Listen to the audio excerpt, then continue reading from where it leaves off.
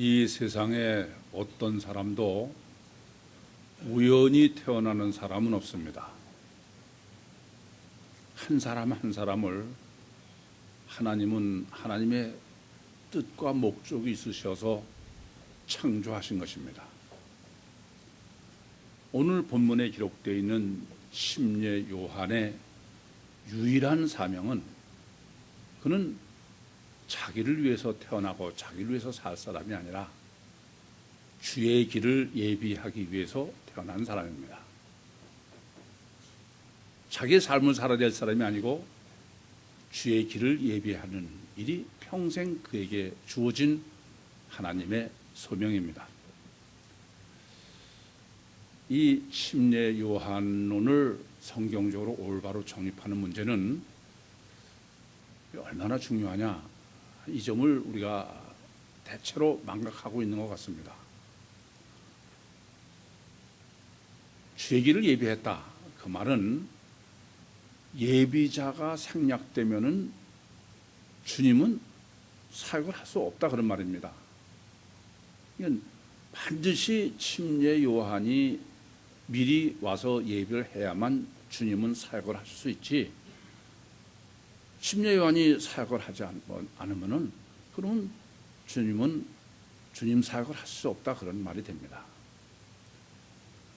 안타까운 것은 이렇게 절대적인 침례 요한에 대해서 2000년 기독교가 아예 침례 요한론은 생략하고 있는 거예요. 아예 백지다 그래도 과언이, 전혀 모른다 그래도 과언이 아닙니다. 그러니 주님을 알 리가 없고 기독 신앙을 알 리가 없습니다. 그건 전혀 불가능합니다. 마치 이런 거나 마찬가지예요. 처녀가 아기를 낳을 수 있습니까? 잉태하지 않고 아기를 낳는다는 거나 똑같은 얘기지, 예비자가 있다는 말은 반드시 잉태를 해야만 출산할 수 있다는 얘기지, 잉태하지도 않았는데 출산했다, 그런 말이나 마찬가지예요. 그만큼 침례 요한이 주의 길을 예비했다라는 의미는 가히 절대다 그래도 과언이 아닙니다. 이렇게 침례 요한에 관한, 요한 자신과 그의 사역에 관한 성경적 정립이 절대로 중요한데, 그 근본, 그 근거는 극단적으로 말씀드리면 본문이 전부다 그래도 과언이 아니에요. 물론 다른 데도 조금씩 표현하고 있지만 거기서는 전혀 침례 요한에 대해서 올바로 정립할 수가 없습니다. 그러니까 본문은 침례 요한을 정립하는 데에 필요하고도 충분하도록 무려 16절에 걸쳐서 기록하고 있습니다. 그렇기 때문에 본문을 통해서 침례 요한을 올바로 정립하시지 못하면은 그것은 예수 그리스도를 말할 것도 없거니와 신약 성경, 복음서 이런 것을는 전혀 올바로 해석하거나 정립하는 게 불가능합니다. 따라서 오늘 본문을 정립하시는 데에 유의하셔야 될 점은, 본문은 좀 길다 보니까 초점이 흐려지기 쉬운데 침례 요한의 예비론에 딱 초점을 맞춰야 돼요. 그러니까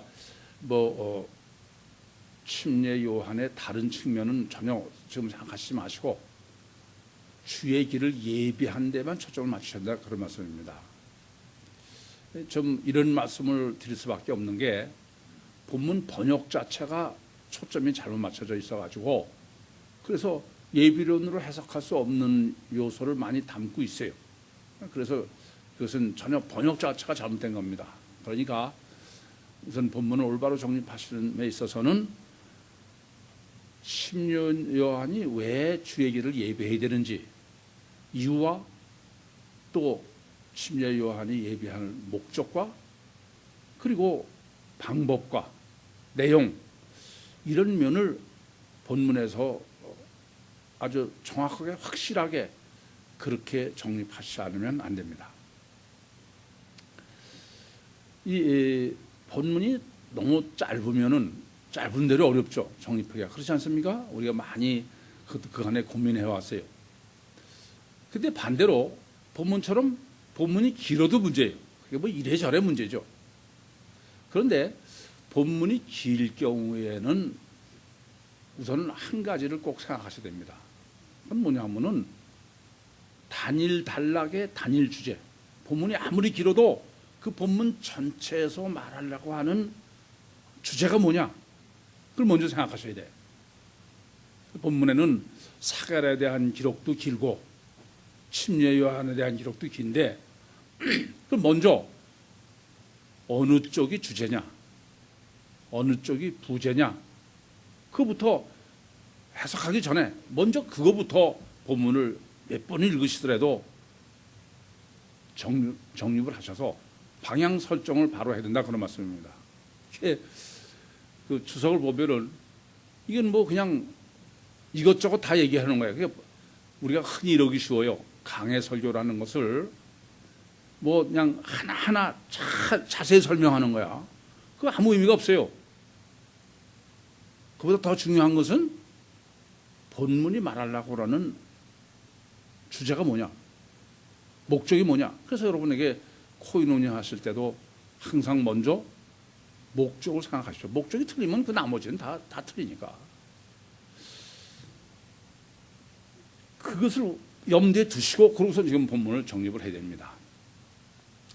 본문은 시작 자체가 마침 이렇게 돼요. 마침. 예네토 데. 이것은 그 앞과 연계해서 생각하라 이겁니다. 그러니까 사실 그 마가복음은 카이로 여러 단락을 같은 내용을 묻지 않았습니까? 그런데 이거는 그렇게는 하지 않았더라도 지금 첫 단락부터 첫 단락 1절부터 4절 한 다음에 그 다음에 5절 할 때도 또 에게네 들어줘요. 앞과 연계해서 그리고 또 이번에도 또 앞과 연계해서 그러니까 처음 시작서부터 여기까지가 계속 연계해서 생각하라, 정립해라. 그게 본문의 의도다 그런 말씀입니다. 그러므로 본문을 올바로 정립하는 데는 최소한도 앞단락에 사가랴론부터 올바로 정립되지 않았으면 본문 정립은 불가능합니다. 그래서 잠깐 복습을 할 수밖에 없습니다. 사가랴라는 사람은 어떤 사람입니까? 사가랴는 순혈주, 혈통으로는 뭐 아주 깨끗한 이스라엘이에요. 사마리아 같은 사람이 아니다 겁니다. 사가랴도 아비아의 반열이고 엘리자벳도 아론의 자손이니까 뿐만 아니라 주의 계명과 규례를 아주 완전하게 흠이 없이 하나님 앞에서 하나님 평가를 해도 완전하도록 그렇게 지킨 사람이다. 그런 사람입니다. 그러니까 뭐 사람의 평가가 아니죠. 그러니까 의미가 뭐냐 하면은 사가랴로 말씀하려고 하는 것은 사가랴의 의미는 구약요 율법에 최선을 다하고 완전을 한 뭐 충분히 구약을 다 지킨 사람, 더 이상 인간으로서는 할 수 없는 만큼 한 사람, 그런 의미가 됩니다. 그래서 그 무흠하다, 흠이 전혀 없다 그렇게 해석한 일면이 충분히 납득이 이해할 수 있는 부분이 있습니다. 그런데 문제가 되는 것은 이렇게 모든 면에서 혈통적으로나 또 그 계명과 율례를 지키는 것이나 그 어떤 거를 봐서도 이 사람은 전혀 흠이 없는 사람이어야 마땅한데, 그런데 노년에 이르도록 자식이 없다는 얘기입니다. 그 말은 무슨 말이냐면은 완전하게 지켰음에도 불구하고 여전히 문제를 안고 있다. 여전히 완전하지 않다 이겁니다. 충분하지 않다는 얘기입니다. 이 점을 잘못 해석하면, 정립하지 못하면 오늘 본문도 물론 잘못 정립을 합니다. 이 사가랴를 의미하는 것은 이스라엘을 의미하는 일의 대표다 그렇게 말씀드렸는데, 그냥 이스라엘 사람들이 구약을 아무리 완전하게 지킨다 하더라도 그래도 메시아를 기다릴 수밖에 없는 그런 것을 지금 앞단락에서 정립해 주고 있는 것입니다. 이 말은 무슨 말씀이 되는 거 아니? 구약이요 율법이란 그건 과정이지 그 자체가 목적이 아니다. 이 점을 명확하게 알아야만 되겠습니다. 사실 이 점은 예레미야서 31장 31절부터 34절에도 보면은 내가 너의 열조의 손을 잡고 애굽에서 나올 때에 너희가 세운 언약, 그것을 이스라엘 사람이 지킬 수 없기 때문에 그래서 신약이 있어야 되겠다, 그렇게 말씀하시는 것처럼 구약의 율법을 가장 올바로 해석해야 되는 가장 핵심은 이것은 어디까지나 과정이지 그 자체가 목적이 아니다. 마치 이런 거나 마찬가지입니다. 하나님께서 사람을 하나님의 형상대로 지으셨습니다. 다른 건 다 지어놓으시고선 평가했을 때 하나님 보시기에 좋다예요. 그런데 사람은 하나님의 형상대로 지으셨음에도 불구하고 하나님 보시기에 좋다가 없다 이겁니다. 그것을 제가 어떻게 해석했냐면은 다른 거는 다 하나님께서 완성태로 설계하시고 창조하셨는데 사람은 하나님의 형상대로 설계하시고 창조하셨지만 그 자체가 완성태가 아니고 발전태다. 과정이지 그 자체가 목적이 아니다. 이 점을 올바로 이해하지 못하면은 성경도 사람도 올바로 해석할 수 없다, 그렇게 말씀드렸습니다. 그거나 마찬가지입니다. 구약은 과정이지 그 자체가 목적이 아닙니다. 그래서 갈라디아서 2장 3장 25절에도 구약을 일컬어 몽학선생이다 그랬습니다. 이것은 우리가 아직 어렸을 때에 성인이 되기 위한 과정으로 필요한 것이지 그것에 묶여 있으면 안 된다. 그래서 로마서 7장 1절부터 4절에 보면은 율법을 죽어야 되네. 율법에서 죽어야 되고, 율법을 죽여야 되고, 율법의 노예가 되면 안 되고, 율법으로부터 자유로워야 된다. 그게 신약이다. 그렇게 성경이 증거하고 있습니다. 그러면 문제는 여기 있습니다. 성경이 본문에서 또 앞단락에서 이렇게 구약적으로 완전하게 지킨 계명과 규례가 완전하지 않고 흠이 없는 게 아니라 흠이 있다. 그것을 멤프토스라고 그랬습니다. 이 점이 우리만 해석할 수 있는 거예요. 그럼 과연 우리가 해석하는 게 맞나? 다른 그 번역된 대로 무음으로 해석한 게 맞나라는 점을 우선 정리하고 넘어가야 되겠습니다. 문자적으로 해석하면은 문자적으로 해석하고 육적으로 해석해서 적용하면은 그런 기준으로는 틀림없이 그것은 멤프토스는 흠이 없이 지킨 겁니다. 그렇습니까? 안 그렇습니까? 그런데 영적으로 지키면은 보면은 그것은 흠이 없는 게 아니라 흠이 있다 그랬어요. 잘못된 육적인 흠이 있다. 육적으로 한 잘못된 흠이 있다. 그렇게 제가 해석을 했는데, 그럼 과연 그게 옳으냐? 그부터 정립해야 지금 본문 정립이 바로 될 수 있겠습니다. 문자적으로는 분명히 흠이 없습니다. 그러나 문맥으로 보면 어떠냐? 그게 문제예요. 문맥으로 보면은 완전히 흠이 없는 사가랴와 엘리사벳이 한쪽만 흠이 없는 게 아니라 양쪽 다 흠이 없다고 성경이 증거하면서, 근데 왜 노년에 이르도록 자식이 없느냐? 그 말은 그것은 육적으로는 흠이 없지만 영적으로는 흠이 있다, 그런 말이 됩니다.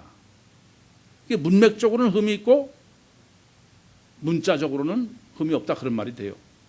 그래서 마태복음 7장 15절부터 27절에 아노모스가 전제됐다 그랬어요. 육적으로는 율법을 그대로 잘 지켰다, 그런 얘기가 아노모스가 되고 지키지 않았다는 거예요. 그런데 영적으로는 지켰는데 잘못 지켰다, 그런 얘기가 되는 거예요.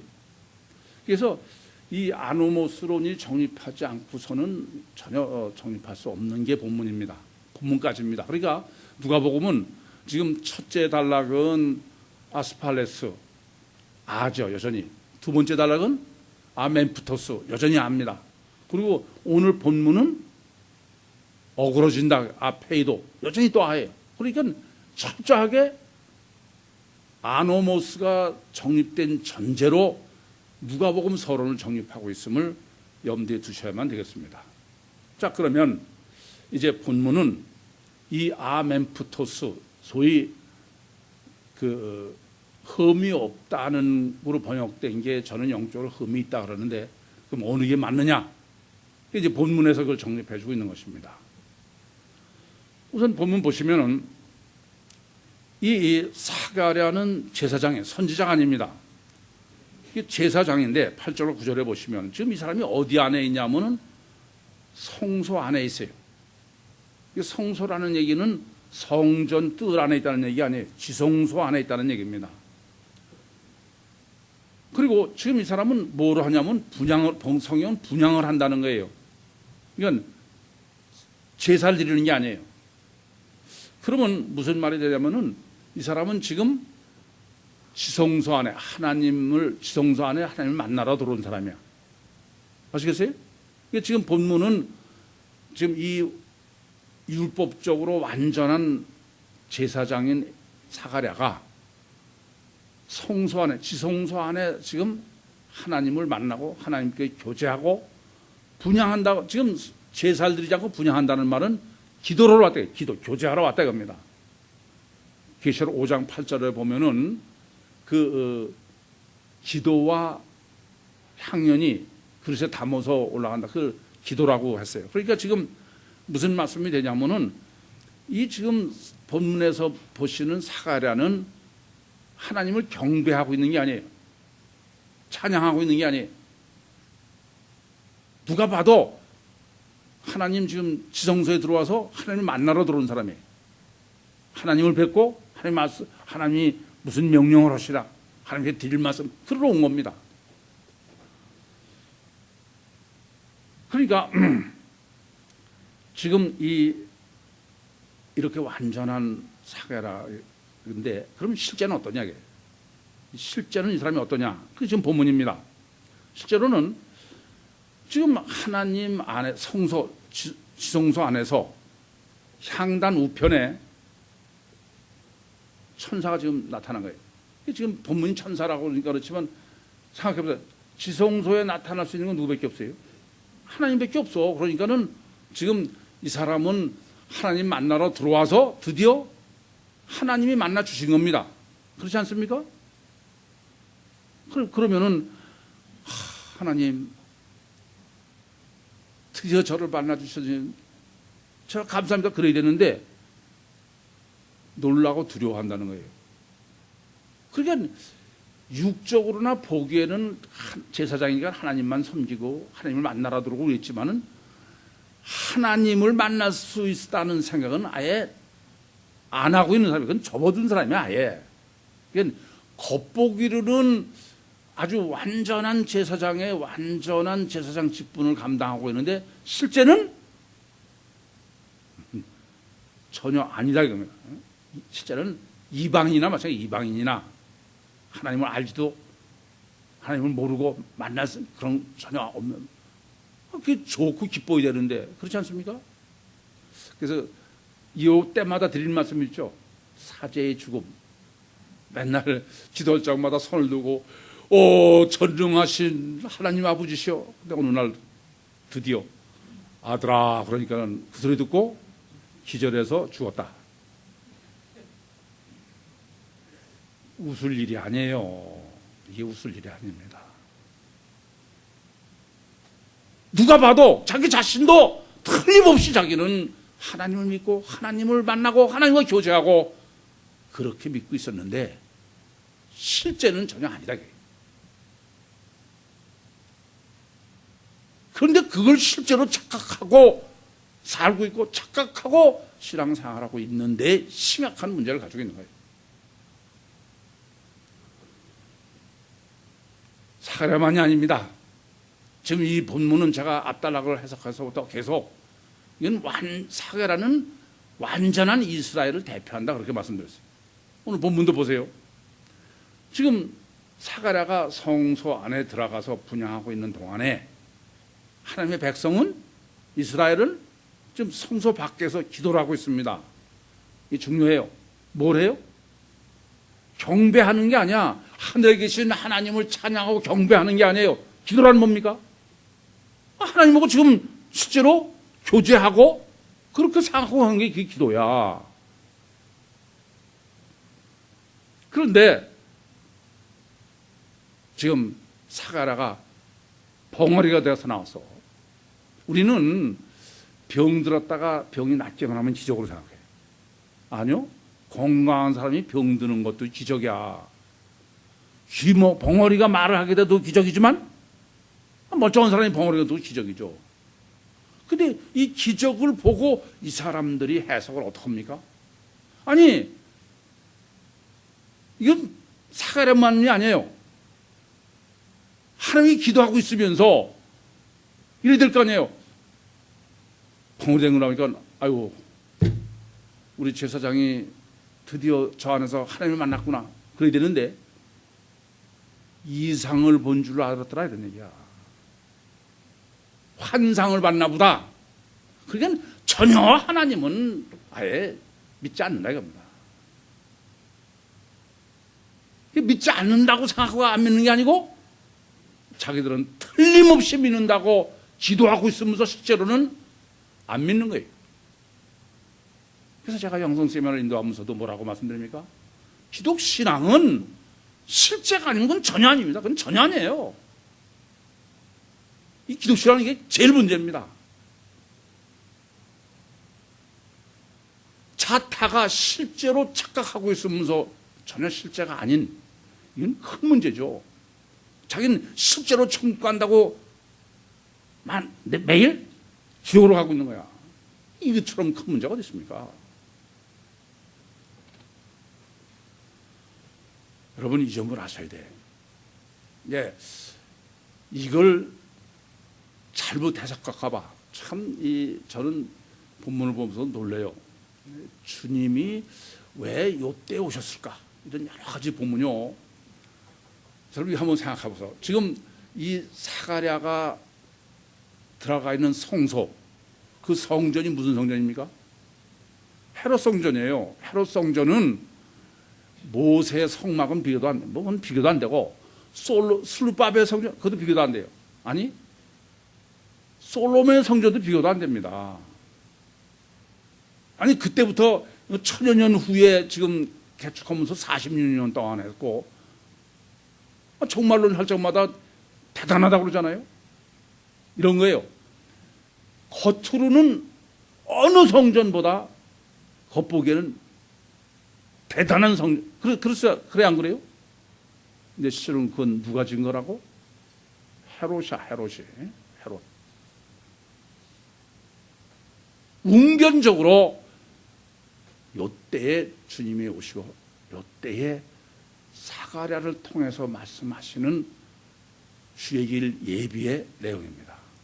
참 하나하나 완벽한 하나님의 섭리 속에서 그렇게 지금 주님이 오시고 그걸 예비하는 것을 지금 본문이 기록하고 있는 것입니다. 이제 진짜의 문제는 침례 요한이죠. 사실 사가랴는 침례 요한의 주의 길을 예비를 해야 되는 부제로 그렇게 설명하고 있으니까 침례 요한론을 정립을 할 수밖에 없습니다. 그럼 침례 요한이라는 사람은 어떤 사람이냐? 15절에 보시는 대로 주 앞에 큰 자라는 거예요. 지금 사가랴는 주 앞에 어떤 사람이었어요? 의인이었어요. 근데 지금 침례 요한은 의인이 아니에요. 의라고 그러지 않고 큰 자다. 크다는 의미가 어떤 의미입니까? 요한복음 14장 28절 말씀처럼 아버지는 나보다 크시다. 그것이 무슨 의미라고요? 능력. 의에 초점이 있는 게 아니라 능력이다 그런 말씀입니다. 두 번째는 불못이 혈통으로는 아주 순혈이야. 그런데 지금 초점은 어디다 맞추느냐면은 나실인이라는 거예요. 그러니까 부모로부터 물려받은 게 문제가 아니고 포도주와 소주를 마시지 않는 나실이다 겁니다. 그러니까 지금 이 침례요한은 두 가지 요소를 같이 가지고 있고 양쪽에 다 발을 하나씩 걸치고 있는 사람이야. 하나는 어떤 거냐면은 구약적으로 완전한 사가랴, 이스라엘의 의미의 한쪽이 있고, 근데 그거는 지금까지 정립해드린 대로 그것 가지고는 충분해요? 안 돼요? 충분하지 않은 거예요. 그건 과정이고 안 된다고 합니다. 노년이 됐는데도 자식을 못 낳았어. 그러면 침례요한은 뭐가 다르냐? 한쪽은 뭐냐면 모태로부터 성령의 충만함을 입었다고 합니다. 요 양쪽 다리를 걸치고 있는 게 지금 우선 침례요한이 어떤 인물이냐, 그것을 지금 본문에서 정립해주고 있는 것입니다. 그러면 이러한 침례요한의 사명, 그 임무가 뭐냐? 주 앞에 앞서간다. 그리고 주를 위한 백성을 예비한다. 여러분 이 점을 아셔야 돼요. 우선 주보다 주에 앞서가니까 주의 예비자죠. 그런데 주를 위한 백성을 예비하는 게 주를 위한 목적이 누구라고요? 하나님이요. 주가 목적이지 주를 위한 백성을 예비하는 거지 무슨 너희들을 위해서 메시아가 사역할 거를 예비하는 그런 게 아니다, 그런 말씀입니다. 뿐만 아니라 이 지금 주님의 사역을 예비하는 자니까 이 사람 자신이 메시아가 아니다. 우선 너도 기뻐하고 모든 사람도 다 기뻐할 거다 그러니까는 사가랴가 야 그러면 이거 메시아가 낫나보다 그렇게 생각할 수 있잖아요. 그럴까봐 그건 아니다 이거예요. 예비자다 그런 말씀이죠. 그러니까 이 예비자라는 말은 의미가 어떠냐면 여전히 그것은 예비자여 과정이지 이 사람 자체가 목적이 아니다 그런 얘기죠. 필요하겠다 제가 그렇게 말씀드리는데, 그래서 누가복음 3장 15절에도 침례요한이 워낙 거룩하니까 다른 사람들이 야 이 사람이 메시아인가 보다 그러니까 아니야, 내가 메시아가 아니고 내 뒤에 오시는 분은 기진 능력이죠. 나는 그의 신을 풀기도 감당하지 못한다.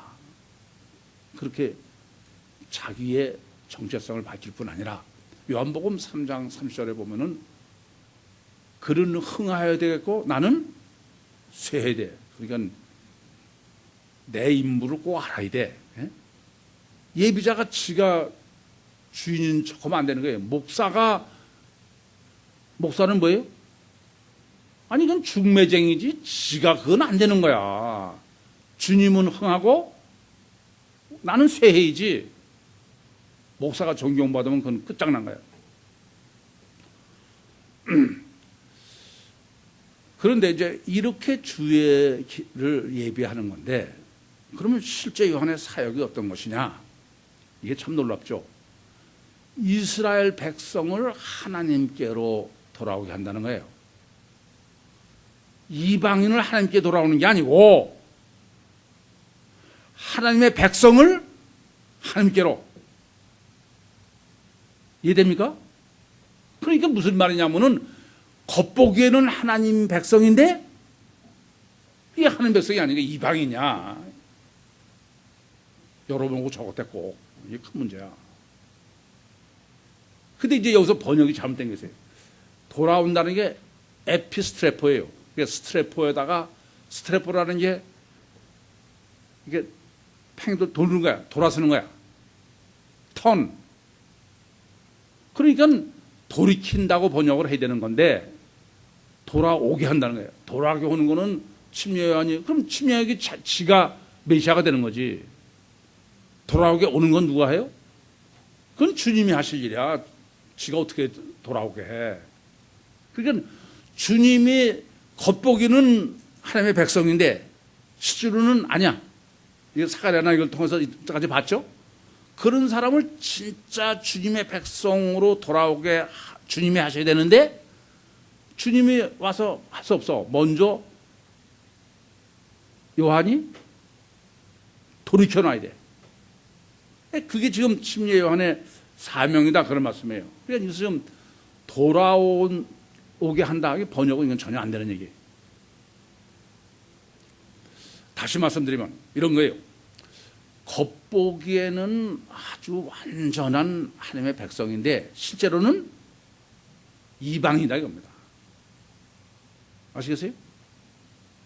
이런 사람을 실제적인 하나님 백성이 되도록 돌이키는 거야. 다르게 말하면은 하나님 백성이라면서 그걸 바라보는 건 뭐만 바라봐? 이방인이 보는 것만 보면서 그 사람을 돌이키는데 뭘 돌이키냐면 진짜 하나님을 방향을 보진 못해. 그러니까 쉽게 말씀드리면은 이쪽은 육과 세상이야. 이쪽은 하나님이야.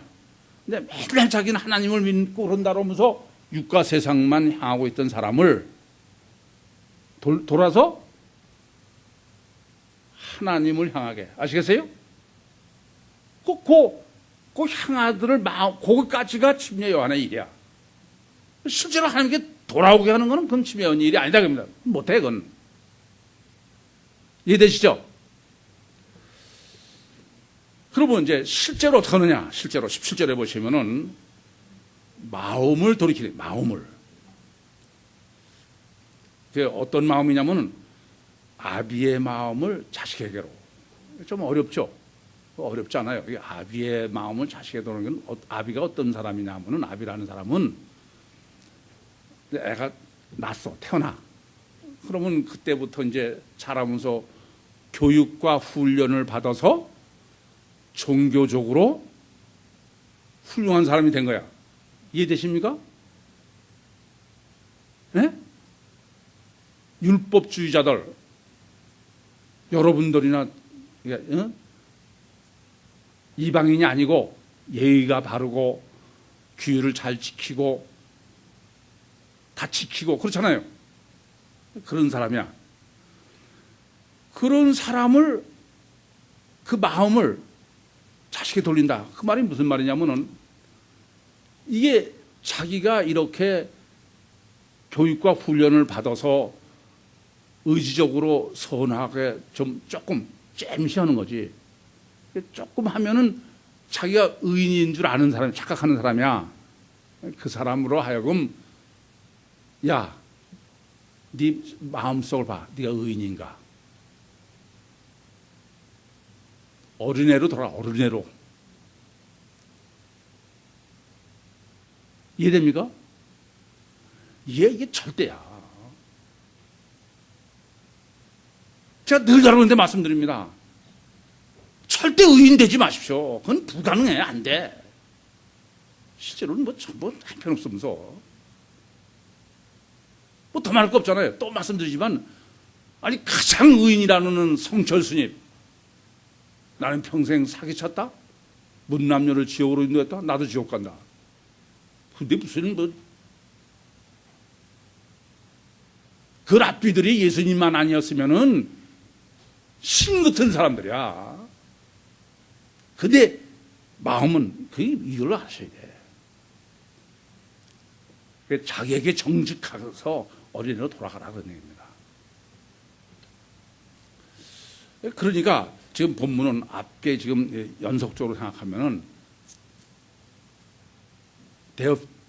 데오빌로가 어떤 거예요? 자기는 확신을 가지고 있는 거예요. 아스팔레스. 근데 그건 육적으로는 그렇지만 영적으로는 아니다 그럽니다. 그래서 우선 여러분들 이걸 잊지 마셔. 신앙이 바로 되려면은 제가 늘 자기 심령 속에 관심이 가시죠. 그러죠? 누가복음 5장 8절 것처럼. 그래야지 내가 무슨 봉사를 어떻게 하고 거룩해. 그럴수록 그건 안 되는 거야. 이게 정말 참 어려워요. 자기에게 정직해야 돼. 우리는 그냥 외식으로 그렇게 하면서도 마치 그게 정인 것처럼. 그래서 침례 요한은 지금 실제로 이렇게 의인을 만들려면은 의인 아닌 사람이 의인인 거로 착각하고 있는 거를 네가 죄인이다 그걸 알게 하는 거다 그런 얘기입니다. 제가 여러 번 드린 말씀이야. 자기가 의인이라고 생각하는 사람은 하여튼 제가 지금까지 복음을 전해보면 그런 사람이 제일 불가능하더라고요. 그냥 뭐 아주 붙들고 꽤 설명해서 여러분 아닙니다. 정말 예수 믿으시고 어쩌고 그러면은 뭐 꼭 교회 다니고 그래야 됩니까? 남한테 해 안 끼치고 서운하고 정직하게 살면 되죠. 속으로 이 시꺼먼 놈아. 그건 전혀 아니에요. 그래서 오호라 나는 공고한 사람이로다. 이 사망의 몸에서 누가 나를 건져내랴. 이 탄식이 없으면 그건 절대 여러분 세미나 때 들고 아무리 강조해도 여러분 다 귀등으로 듣고 있지만 그게 안 된 사람은 절대 안 돼요. 절대 안 됩니다. 그건 예수 근처도 못 가는 거야. 아직 침례 요한까지도 못 온 사람이야. 이걸 하셔야 돼.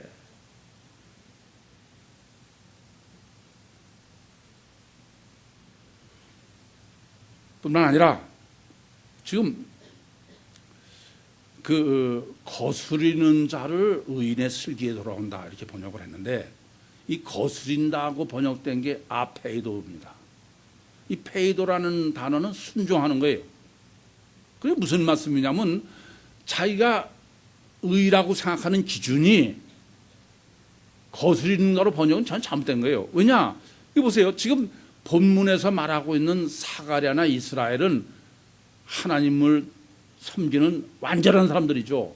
그런데 그게 아페이도다 이겁니다. 순종은 순종을 하는 건데 어떻게 한다고요? 문자적으로, 육적으로, 의지적으로 하는 거다 이겁니다. 그것을 의의 슬기가 뭐냐면 프렌이에요. 영적인 페이도가 돼야 돼. 그러니까 육적인 순종은 아페이도고 영적 순종이 진짜 페이도다 겁니다. 그러니까 육적인 잘못된 의지적으로 그냥 그저 부자 청년처럼 티끌만큼 하고도 지가 의롭다고 생각하는 순종했다고 생각하는 사람에게 아니다.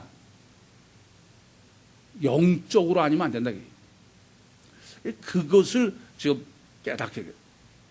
그러니까 이런 거죠. 지금 본문이 증거하는 거는 이런 거예요. 봐라. 육적으로 그렇게 사가랴가 완전하다고 그러는 사가랴가 얼마나 완전해요. 순종도 완전하게 하고 다 그런데 실제는 전혀 하나님을 믿지 않는 사람이야. 그래 안 그래요? 이스라엘도 그렇게 자기들은 하나님 믿는다 그래서 예수를 십자가에 못 박아 죽인 사람인데 실제로는 하나님 전혀 안 믿는 사람이다 그런 말씀입니다. 이것을 깨닫지 못하면 그건 절대 안 되는 거예요. 참 이 점을 보통 어려운 게 아니야.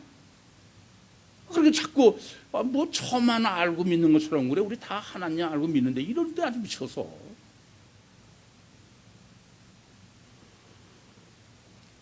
왜 그래야 되느냐? 요한의 예비는 엘리야의 심령, 푸념합니다. 엘리야의 능력이야.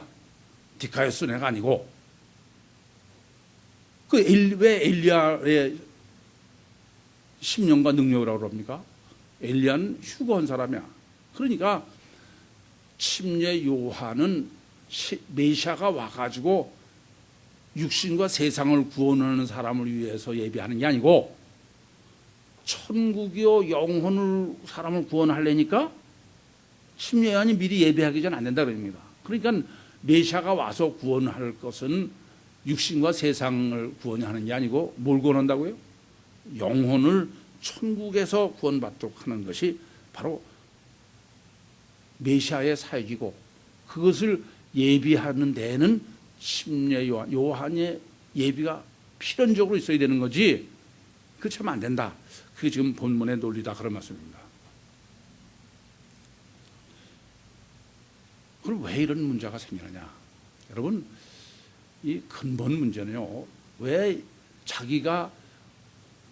자기들은 정말 율법을 다 지키고 하나님을 다 믿고 그런다 그러면서 실제는 아니냐고요.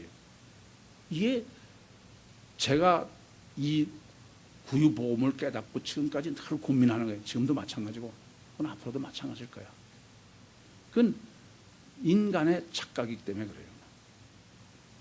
여러분 드린 말씀이에요. 인간은 누구한테 물어봐도 사람이 이 육체만인 단일체냐, 아니면은 육체하고 영혼의 이중체냐. 그러면 단일체라고 그러는 사람 난 만나보지 못했어. 그렇게 물어보면 다 아유 사람이 육체에 왜 영혼이 없는 사람이 어디 있어요? 영혼이 다 있지. 영혼이 없는 사람은 그건 사람이 아니죠. 영혼이 다 있다고 그래. 그 왜 그러냐? 하나님이 사람을 하나님의 형상대로 지으셨기 때문에 인간은 누구나 다 영적 본능을 가지고 있습니다. 그러니까 누가 가르쳐 준다고 아는 게 아니에요. 다 그런 본능을 가지고 있습니다. 그런데 실제로는 가시적 결과만이 전부야. 보이는 것만 전부야. 그러니까는 보이는 게 전부면은 영혼은 없다는 결론이 날 수밖에 없어. 이번에도 그 수련회 가가지고 5살, 6살 유치원제 막 들어가고 그런 애들끼리 대화하는 거예요. 어른이 전혀 참견을 안 하고 지들끼리 그 역시 영빨이 섰는지 영적으로 이제 애들끼리 논쟁을 하는 거야. 예, 이건 누가 만들었냐? 근데 이제 뭐 자연이 아닌 거는 누가 만들었다가 얘기되지만 이제 지들끼리 얘기가 나무 이렇게 다 보니까는 서로 다 아니야 뭐 누가 만들어서 아니야 뭐 한참 그러더니 그냥 구경만 하고 듣고만 있는데 결론이 나서 지들끼리 그건 하나님이 만들었다. 그 외에는 방법이 없어. 지들도 한참 따지는데 결국 그것은 하나님이 만드셔야지 방법이 없다는 얘기야. 그게 이 나무 자연 있는 걸 가지고. 근데 거기서 끝나질 않아. 그 지들끼리 얘기가. 예, 근데 그럼 하나님이 누가 만들었냐? 아, 이게 놀라운 거야. 그러니까 이제 가만히 들어보니까 지들끼리 뭐 누가 만들어서 한참 그러더니 결론을 내는 거야. 하나님은 하나님이 만들었다. 이건 실제 이번 여름 수련회 5살, 6살 애들의 토론의 내용이야. 이런 순수함으로 되돌려야 되는 게 침례교회의 사명이요. 제 사명이에요.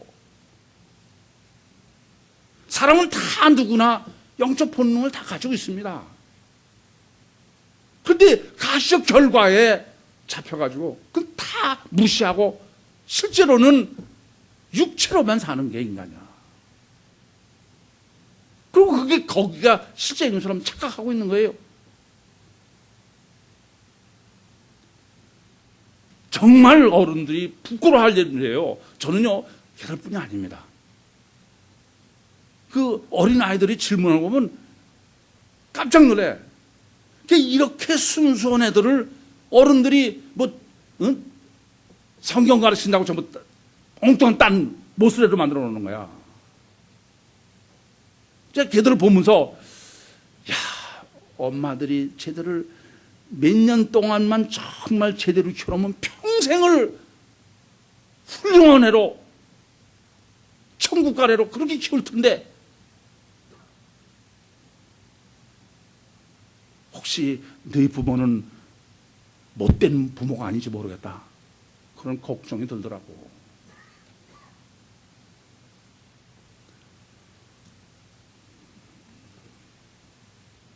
여러분 이 점을 아셔야 돼.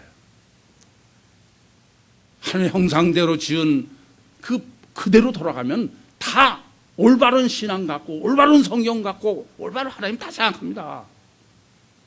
근데 교육과 훈련이 전혀 못 쓸 사람을 만드는 거야. 그리고 그게 거꾸로 지배하고 있는 거예요. 그 예수 그리스도를 십자가에 죽인 실제적 로고스 아니겠습니까?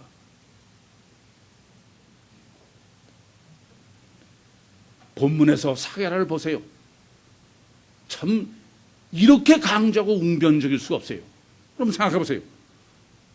사게라는 하나님만 섬기고 하나님만 만나 뵙고 하나님과만 교제하고 그러는 제사장이야. 그리고 지금 성소 안에, 지성소 안에 가 있어, 지금. 그러면 그때 향단 우편에 지금 천사가 나타났어요. 그러면 누가 뭐래도 그건 하나님으로 봐야죠. 그렇지 않습니까? 그뿐이 아니에요.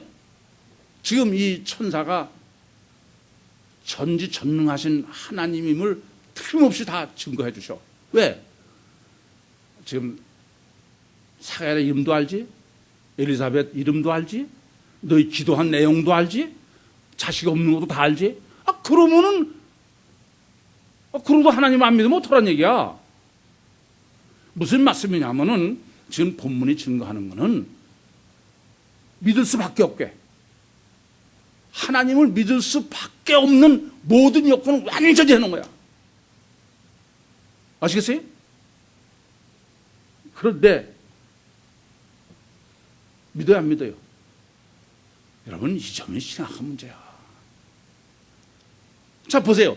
다 봤어. 장소, 뭐 같은, 지금 이 본문은요, 사가랴가 하나님을 믿고 그 말씀을 믿는 데에는 더 이상 할 수 없는 모든 조건을 다 갖춰놓은 거야. 그런데 내가 어떻게 알리요? 나와 내 마누라는 다 늙었습니다. 아니, 이 사람 아브라함과 사라 사이에 이상 난 거 모르는 사람입니까? 이 보통 문제가 아닌 거야. 여러분, 이 점을 아셔. 인간은 어떤 누구도 성령의 역사 없이는 절대로 하나님 못 믿고 말씀 못 믿어요. 그건 아닙니다. 본문에 증거하는 거예요. 아니, 이러고도 안 믿는데 어떻게 믿을 수 있어요? 더 이상 어떠냐, 이게 말이에요. 그래서 창세기 2장 17절에 하나님께서 너 선악과를 먹는 날엔 정령 죽으리라. 근데 목숨 걸고 선악과를 먹는 게 인간이야. 절대 못 믿어요. 착각하지 마세요, 여러분들. 참, 이건 보통 문제가 아닙니다.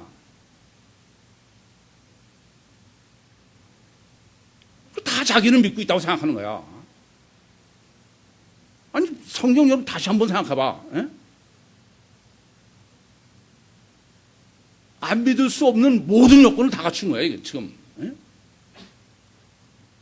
뭐 성경에 대해서 제사장의 순혈주의서부터 그걸 그냥 하나님 말씀이라고 그냥 큰 이를 악물고 다 지키고 그렇게 온 거 아닙니까? 그리고 하나님을 배려 목적인 그건 그밖에 없어. 그 지성소에 들어갔는데 보고도 듣고도 안 믿는 거야. 이걸 하셔야 돼. 정말 힘들더라고요.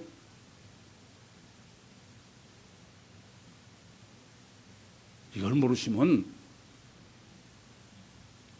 자기는 실제로는 지옥 가고 있으면서 난 천국 간다. 이 참 큰 문제야. 인간이라는 존재가 얼마나 보이지 않는 하나님, 지금 보이는데도 안 믿는데, 보이지 않는 하나님, 우린 성경 믿는다고요? 천만에.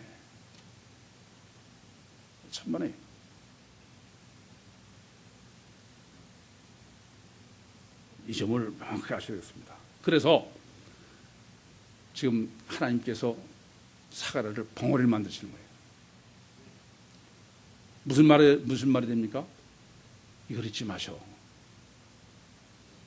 절대로 종교적 복음은 전해서는 안 되는 거예요. 전해지면 안 되는 겁니다. 그건 전해지면 전해질수록에 그리스도의 사역을 방해하는 거예요. 아시겠어요? 그래서 지금 이 사가랴를 벙어리로 만드시면서 하시는 로고스입니다. 이런 상태로는 이건 절대로 전해져서는 안 된다는 말입니다. 전하면 전할수록에 아니 애로 돌아가는 게 아니고 전부 육적이고 가시적인 거로 말해 익은 팽이가 되어가는 거야. 날팽이가 안 돼갖고. 그게 적그리스도예요. 뭐가 적그리스도인지 알아야 돼요. 뭣도 모르고 그냥 적그리스도가 뭔지. 그러니까 종교적 훈련은요, 허문할수록 안 되는 겁니다. 제가 이렇게 말씀드리죠. 10년 동안 하도 안 빼놓고 새벽 기도하는 사람 믿음이 있어요, 없어요? 그건 전혀 없는 거예요. 이건 자기 내면에 고민하고 내면을 들여다볼 거를, 그거를 자꾸 행위로 떼버리고선 그걸 무시하는 거예요. 상 안 하는 거야. 여러분들 그건 정말 심각한 문제예요. 열심히 하는 것만 하는 사람은 그건 아니에요. 이번에도 좀 죄송하지만 그 교회 가니까 천일 기도하는 사람 명부 써놨어. 참 가슴이 아프더라고요. 신앙이 뭔데?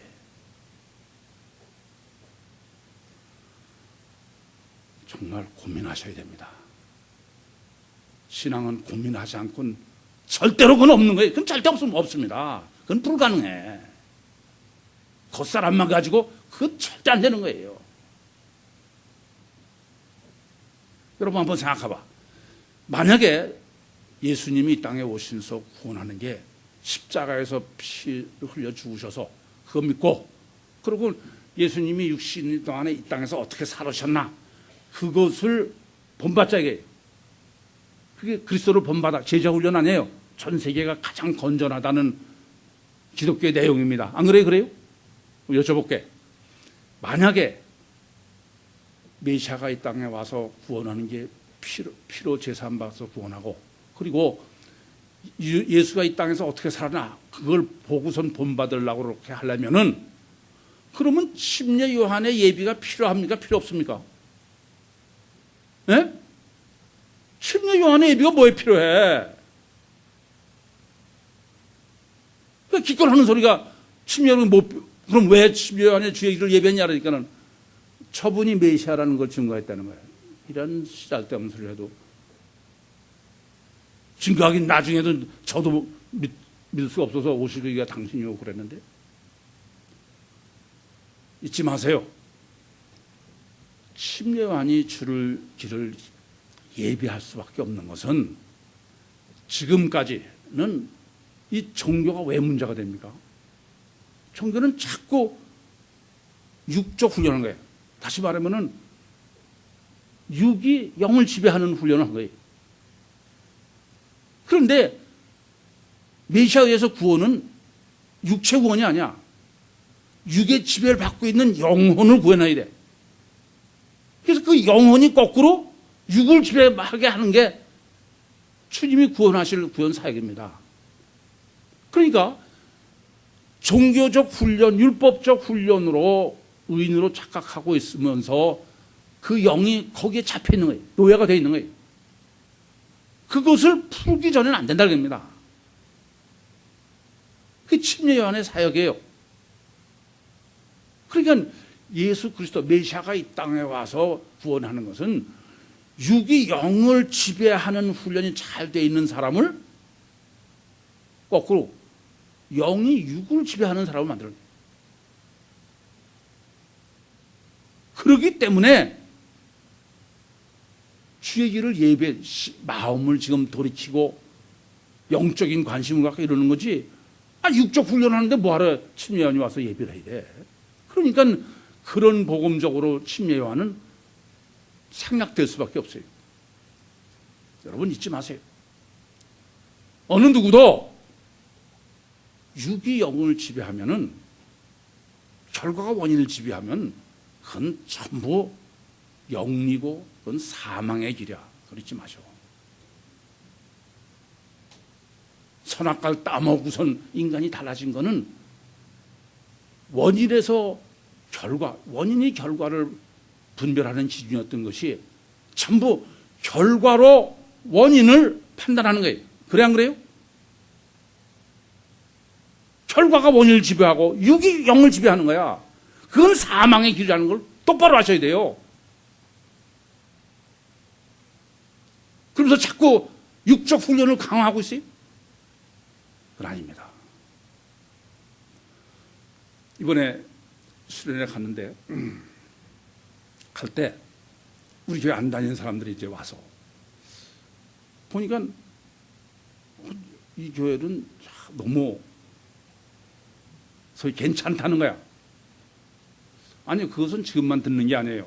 여러분도 아시는 대로 옛날에 침례교단에 있을 때도 지방에를 이제 교회 마서 돌아가서 하자 그대로 했거든요. 그럼 이제 그 우리 교회에서 한다 그러면 우리 교회 집사님들이 나오셔서 이제 뭐 음식도 해서 목사님들 대접하고 그러는데, 다른 교회 가보면은 다른 교회는 그냥 전부 한복으로 쫙 입고 나와서 이래가지고 그냥 쫙 서서 그냥 오시면 인사하고 그래.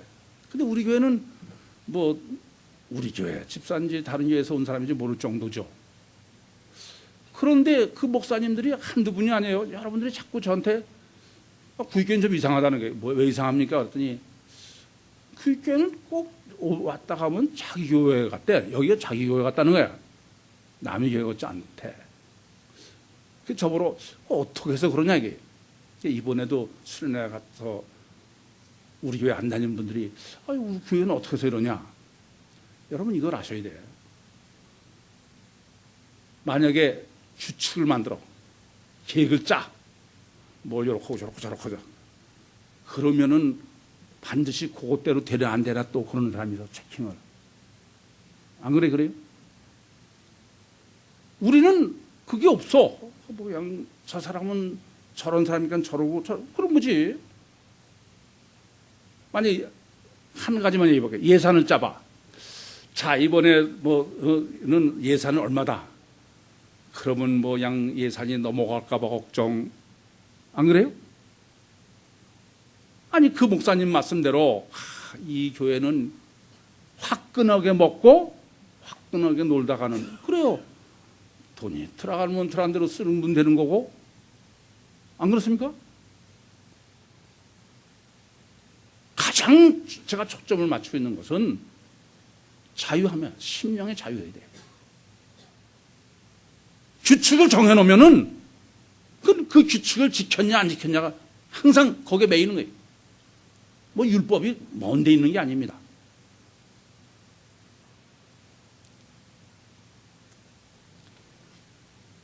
어떻게 하면은 어려서부터 영이 지배하는 사람을 만들까? 그래서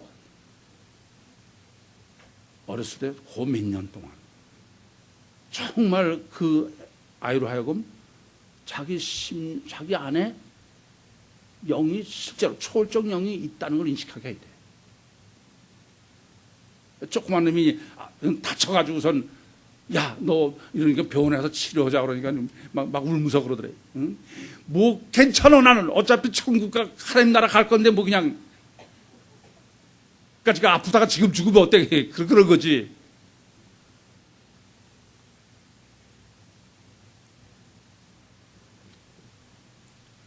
어떻게 하면은 영이 지배하는, 육을 지배하는 사람이 될까?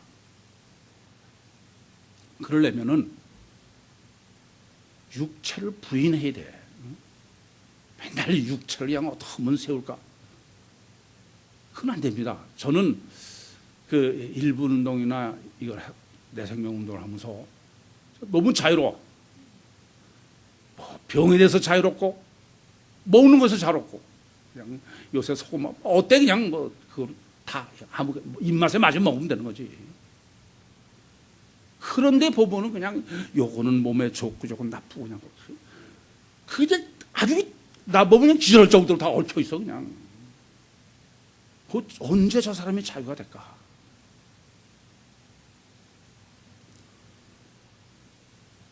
육체를 부인하지 않고는 절대 인간은 자유가 없습니다.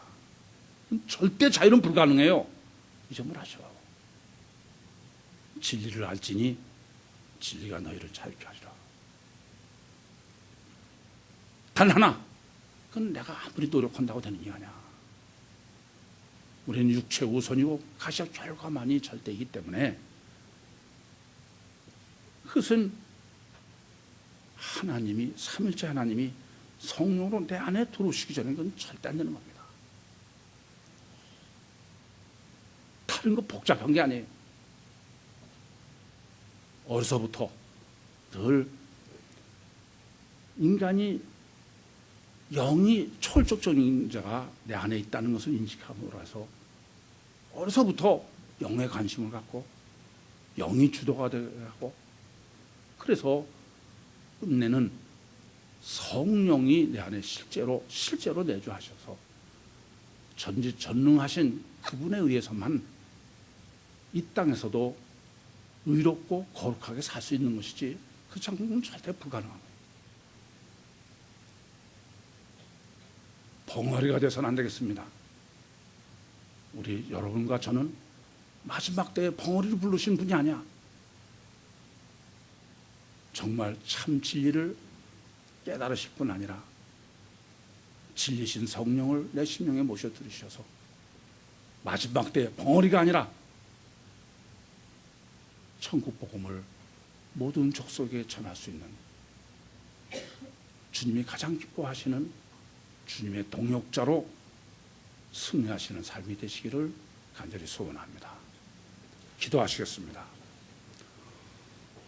살아계신 아버지 하나님, 은혜와 사랑을 감사합니다. 주님의 주신 자유로 육신과 세상을 승리케 하실 뿐 아니라